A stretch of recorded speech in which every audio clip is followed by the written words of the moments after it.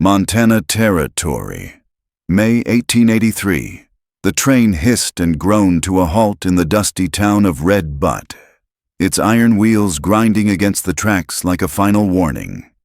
Naomi Hollis stepped down from the last passenger car wearing a sky-blue dress that had seemed prettier in her mirror back in Ohio. She held her carpet bag in both hands, gripping it like it might anchor her to the ground, though nothing could have braced her for what came next. The man who was supposed to be her future Albert McKinney stood near the station platform with 3 other men, all in work shirts and dust-covered boots.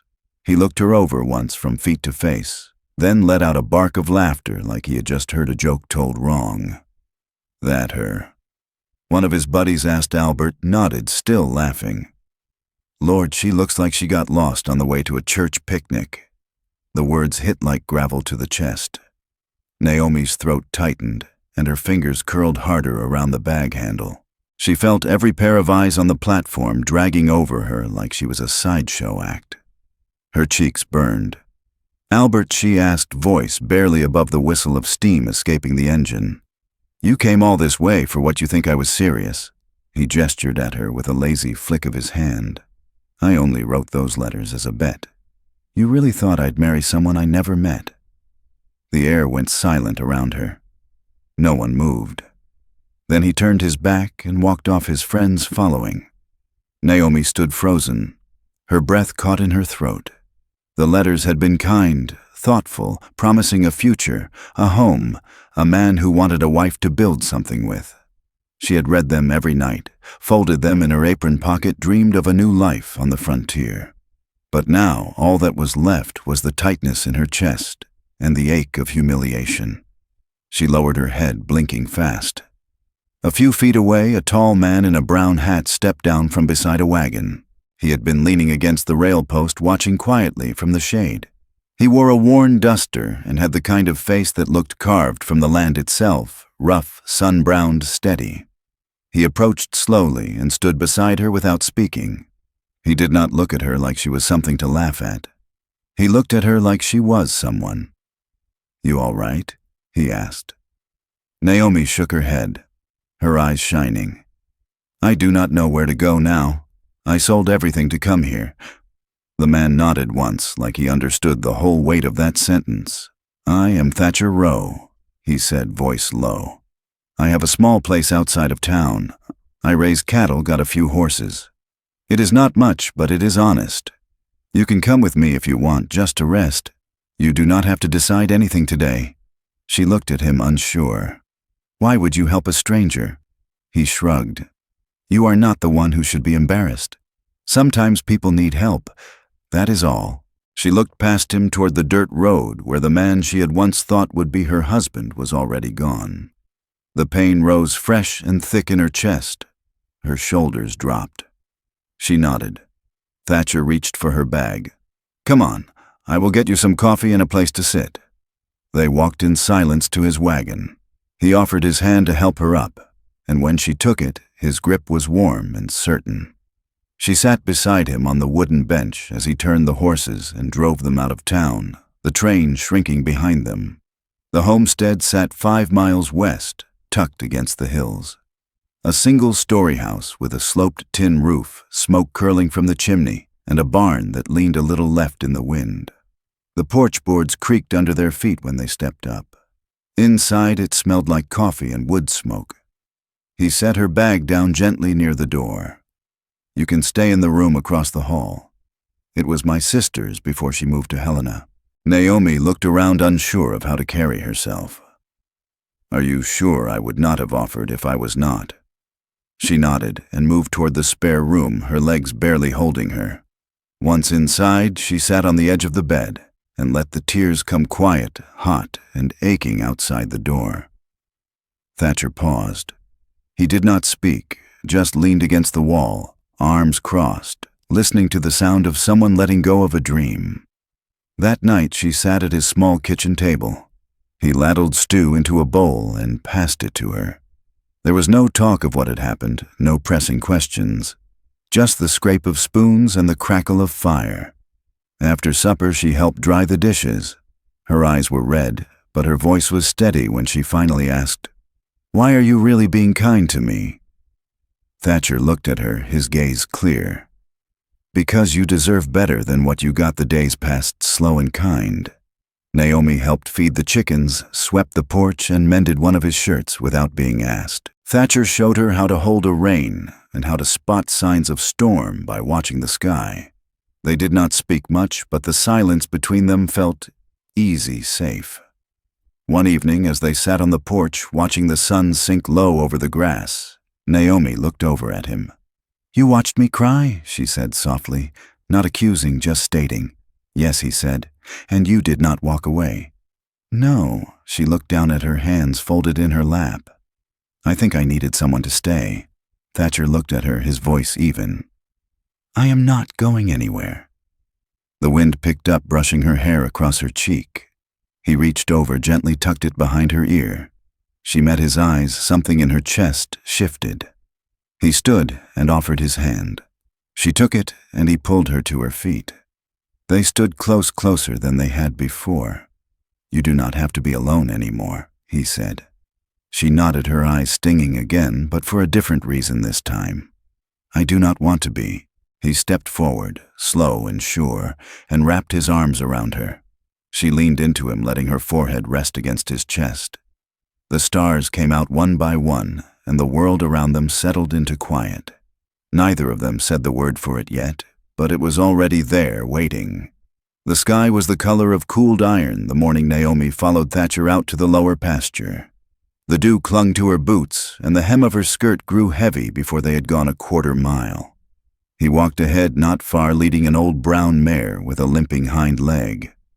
"She's been off for 3 days," he said without turning. "If it don't ease soon, I'll have to keep her out of the drive." Naomi kept pace beside him, fingers tucked into the folds of her shawl. "Does she have a name, Hazel?" "She let me brush her yesterday, fell asleep on her feet." Thatcher gave a quiet sound, not quite a laugh. "She's got a soft spot for quiet hands." By the time they reached the fence line, the sun was pushing through the clouds, laying thin gold across the grass. He tied Hazel to a post and crouched to check the leg. Naomi stayed back, watching the way his shoulders moved under the weight of the morning. "Do you miss her?" she asked. He looked up. "Who, your sister? You said she moved to Helena." He straightened slowly, dusting his hands sometimes. "She's got a husband now. 2 boys, she's happy." Naomi leaned against the fence, the wood cool at her back. "It's strange the way life jumps tracks, one letter, one step, and everything changes." Thatcher nodded. "I was supposed to go to Kansas once, had worked lined up near Wichita. Then my father fell ill. I stayed, never left after that. What happened to him passed during the first hard winter. Frost took half the herd. We buried him before the thaw." She didn't speak for a while. The wind combed through the grass and pressed her skirt against her legs. "I was engaged once," she said at last. "Before the letters, before Albert Thatcher didn't move. He was a mill worker, lost his hand to a belt drive. After that, his anger came fast and often. I told my father I'd rather leave than marry a man who broke things just to hear the sound." His eyes met hers, then steady as always. "You did right," she looked away. "Doesn't always feel like it." They walked back, slow, Hazel's halting steps setting the pace. Thatcher didn't fill the silence, and Naomi was grateful. The quiet let her breathe. Inside, she washed her hands at the basin while he poured water into the kettle. The smell of the barn still clung to him, something earthy and real. She noticed the small scar on his forearm, a white line that cut across the darker skin. "Fence wire," she asked. "Barrel ring broke while I was rolling. Feed caught me on the way down." She traced the rim of a chipped mug with her thumb. "You always live this quiet. Don't know any other way." She smiled faintly. "I like it." He paused as the kettle began to sing. "You'd be welcome to stay for longer." Naomi turned. "I don't want to be a burden, you're not." Her hands trembled slightly as she reached for the cup. "I don't know what I am here." Thatcher poured the water, then set the kettle aside. "You're someone who got lied to. That don't make you less just, means you need time and someone to stand beside you while you take it." She held the cup close, steam curling against her face. "And you do that." Stand beside me, I already am. The fire popped in the stove. Outside, a hawk circled high above the barn. Naomi took a slow breath. What happened to your mother? She died birthing my sister. My father never remarried. Said some losses don't make room for replacements. She nodded, absorbing the shape of that grief without asking for more. Later, the rain came in brief pulses, tapping against the roof as they sat across from one another at the table. She was repairing a frayed hem. He was smoothing the edge of a wooden stirrup he'd carved from cottonwood. You ever think about leaving? She asked sometimes. Then I remember the land. Don't ask anything. I'm not willing to give. Naomi looked up. I think I'd like to learn that kind of steadiness. You've got it in you. She let the silence settle again, comfortable now, not heavy. The wind shifted and the rain eased. He reached across the table, not touching her hand, but close. If you ever want more than quiet and kindness, Naomi, I'll be here.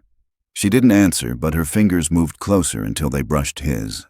They sat like that as the day faded, each letting the nearness speak what words couldn't yet carry. By late June, the cottonwoods along the creek behind Thatcher's home had filled out thick and green, their leaves flickering like coins in the wind. Naomi stood in the shallow water with her skirts pinned at the knees and a washboard balanced against a flat rock. The damp edge of her hair curled at her temple as she scrubbed one of Thatcher's shirt's fingers, working in practiced rhythm. A jay cried from the fence line behind her. She glanced up but didn't pause. Work kept her steady. It gave her hands something to do when her thoughts wandered too far ahead. The creek curved back toward the pasture, and beyond it she could see Thatcher driving 3 sorrows toward the corral. He moved with a quiet precision, his shoulders square and unhurried. She had seen him break a young gelding the day before, with nothing more than a looped rein and a low voice.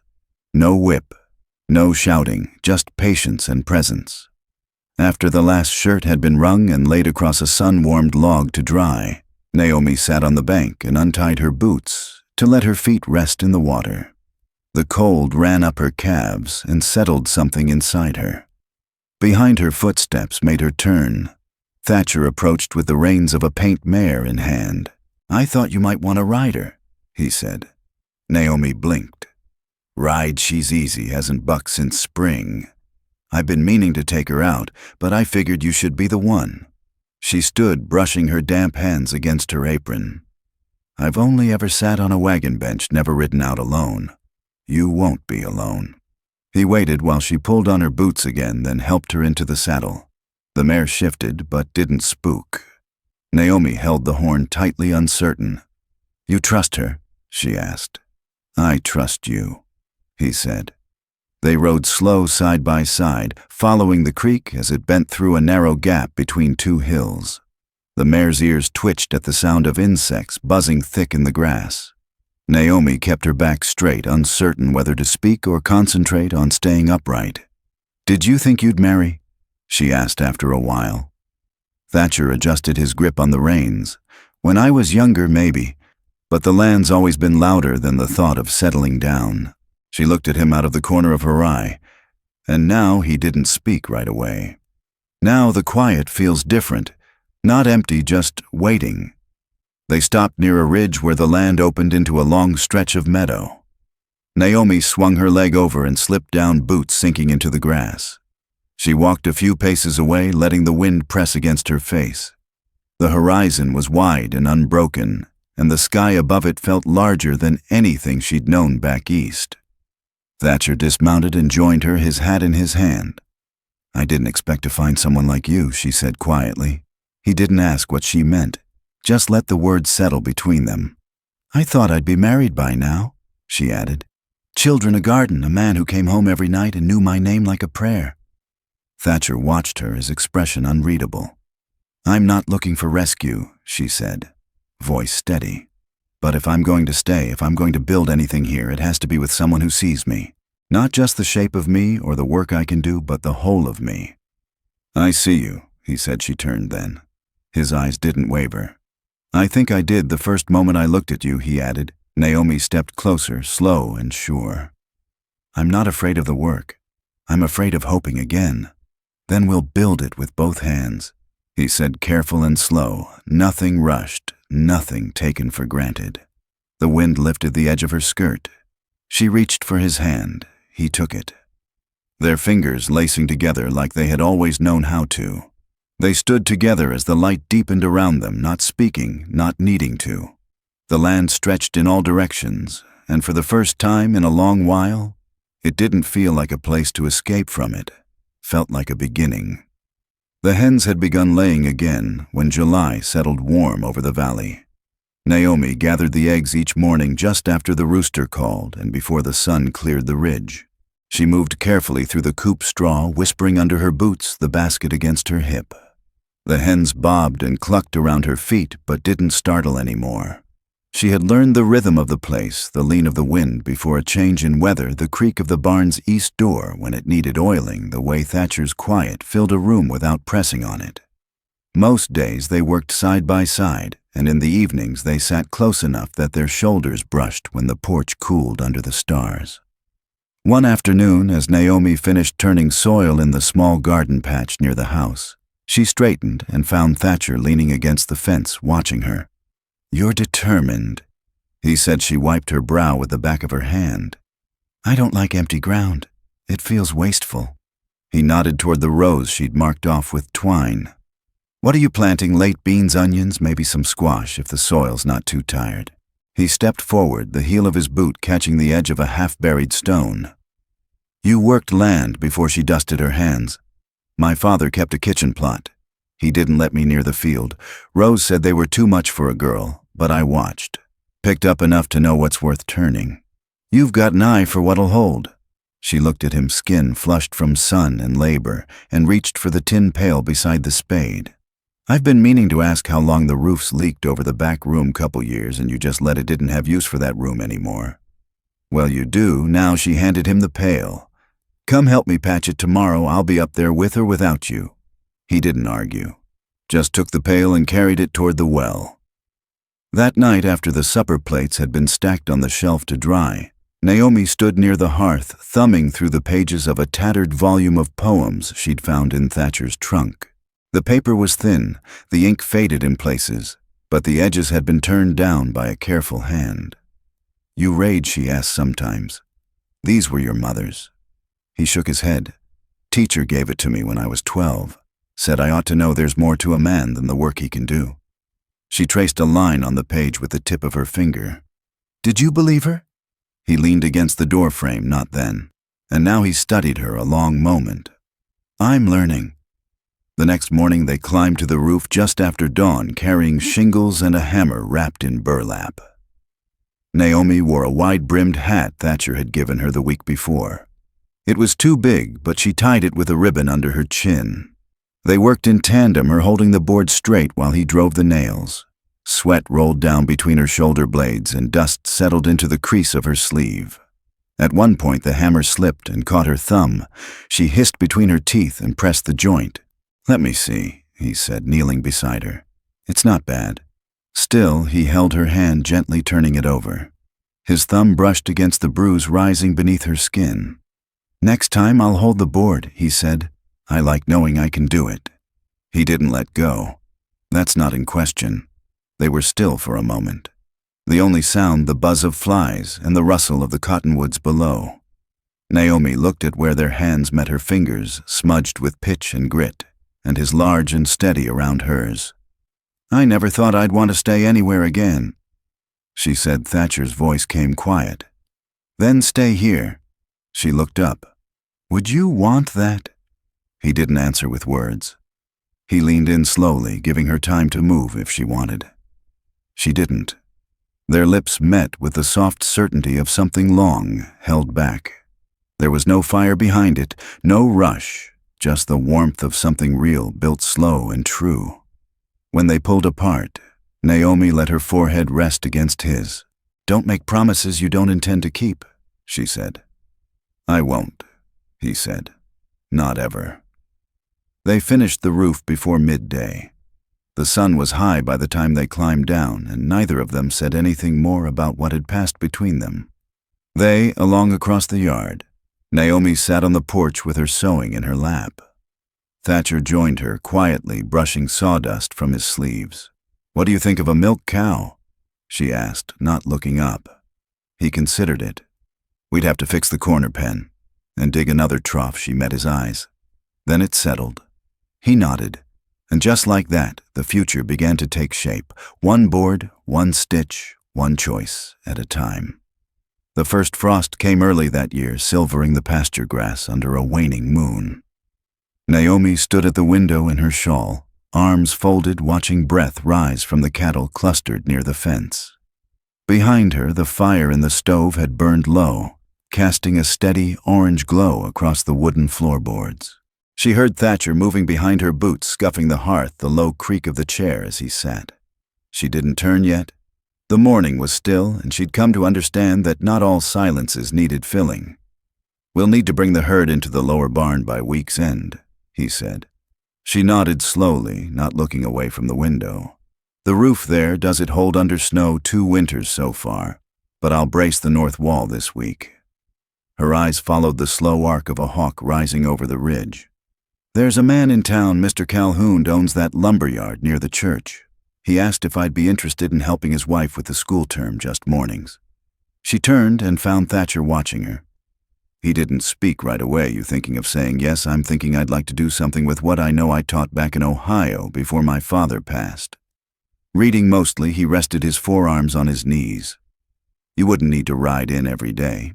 He said he'd lend me a horse twice a week. I wouldn't be gone long." She waited. Thatcher nodded. "If it's what you want, it's yours." She walked over and touched his shoulder, letting her hand rest there a moment. "It is, but I wanted to ask you first." He looked up at her, eyes steady. "We're a pair now. What you do matters to me." Naomi leaned down and kissed the corner of his mouth, soft and certain. "Then I'll write him this afternoon." By mid-October, the schoolhouse smelled of chalk and wood smoke. Naomi sat behind the narrow desk most mornings while Mrs. Calhoun led lessons, offering help with spelling or steadying the littlest ones when they grew restless. On the third Thursday, she brought a copy of Pilgrim's Progress and read a chapter aloud, her voice quiet, but sure, the children leaning in without fidgeting. At home, Thatcher had begun carving a cradle. He didn't say anything when Naomi first told him, just sat down. His coffee looked her square in the eye and said, "You sure?" She had nodded, her hands trembling just slightly. 4 months along, best I can tell. I wanted to be certain before I told you." Thatcher stood and wrapped his arms around her, pressing his cheek to her hair. "We'll make room. We'll make everything ready." That winter the snow came heavy but late. Naomi's belly grew round beneath her dresses, and Thatcher added a rail to the porch steps without her asking. He brought her extra firewood each week and placed it within reach, even though she never once had to fetch it. At night, they read by lamplight, her head on his shoulder, his hand resting against the curve of her stomach. One evening, as sleet tapped against the shutters, she looked up from her sewing. "I never asked what made you stay that first day," she said. Thatcher looked up from his whittling. "You mean in town?" She nodded. "You could have walked away, most would have." He set the knife aside. "You looked like someone holding herself up by sheer will, and I knew what that felt like." She was quiet a long moment. Then she reached for his hand and held it against her cheek. "You've given me more than I ever dared imagine." We gave this to each other. Their child came in May, just as the apple trees behind the barn began to bloom. The labor was long, and Naomi gripped the edge of the mattress until her knuckles whitened. Mrs. Calhoun stayed through the night, her hands calm and firm, while Thatcher sat behind Naomi, holding her steady. At dawn, their daughter arrived with a strong cry and a dark tuft of hair. Naomi held her close, tears sliding down her cheeks as Thatcher leaned in and kissed her damp forehead. "She's perfect," Naomi whispered. "She's ours," Thatcher said. They named her Clara Me after Naomi's mother and Thatcher's grandmother, and wrapped her in a quilt stitched from Naomi's old apron and pieces of one of Thatcher's shirts. The garden grew fuller that year. The beans came in thick, and the onions lasted well into winter. On Sundays, they walked into town. Clara bundled in Naomi's arms, the three of them drawing quiet smiles from the townsfolk who had once looked at Naomi with sidelong pity. No one asked questions anymore. There was no need. That autumn, Naomi hung dried herbs from the rafters and filled the shelves with jars of preserves. Thatcher built a second crib, smaller to keep near the hearth. In the evenings they sat close in the quiet. Clara asleep in the cradle, the fire a low hum in the grate. Naomi would stretch her legs across Thatcher's lap, and he'd rest his hand on her ankle like it and said, "I was never meant to come here." Thatcher looked over. "No, I was meant to find you. That's the difference," he nodded once, "and I was meant to be found." They kissed then, slow and full of the life they'd built. No pageantry, no need to name it. Just the quiet truth of two people who had reached across the broken places in their lives and built something whole. And when Thatcher stood to stoke the fire, Naomi watched him with her heart full, knowing the warmth that filled the room was not only from the flame. It was from the life they had made carefully with both hands. The days that followed were not perfect, but they were theirs. And in the years to come, as Clara grew tall and steady and curious like her father, Naomi never forgot the moment she stepped down from that train with nothing but a bag and a broken promise. Because from that moment came everything that mattered. Warmth, work, and a love so steady, it never needed proving, only living.